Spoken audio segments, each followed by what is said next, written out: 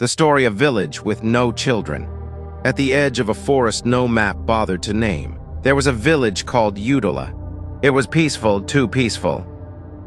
The crops grew tall, the wells never ran dry. The elders sat beneath the Iroko tree every evening, telling stories of harvest, storms, and the old wars. The houses were sturdy, the goats were fat. But there was something missing. There were no children, no laughter racing down the dirt roads, no tiny footprints in the morning dust, no lullabies drifting from open windows at night. And the strangest part, there used to be children. The last child. Years ago, the village had been like any other. Babies were born, mothers sang, fathers carved small wooden toys. The schoolhouse rang with lessons and mischief.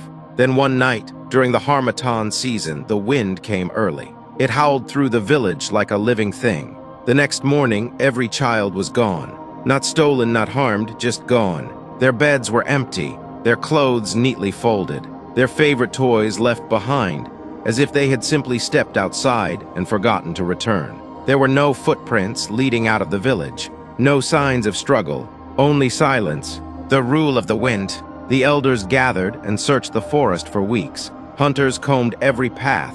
Drummers sent messages to neighboring villages. Nothing until the oldest woman in Udala, Mama Enkem, whispered something she had heard from her grandmother. When a village forgets how to dream, the wind will take its future. Years before the disappearance, the village had changed. The elders had banned storytelling at night. Calling it childish, they stopped festivals, saying they wasted time. The school closed because farming was more important. Slowly, the village grew practical, serious, silent. The children had been the last dreamers, and the wind had taken them. The visitor. One day, many years later, a traveler passed through Udala.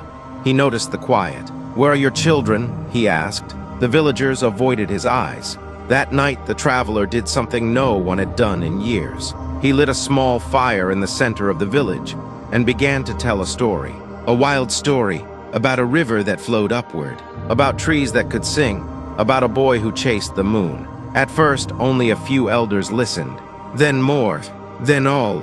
And for the first time in decades, laughter echoed through Udala. It was soft at first, then stronger.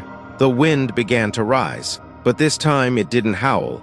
It sounded almost like giggling. The morning after, when dawn came, something new marked the dust roads. Small footprints, tiny, bare, fresh, and from one hut came the cry of a newborn child. Udala had remembered how to dream, and the wind had returned its future. Stay tuned for more stories.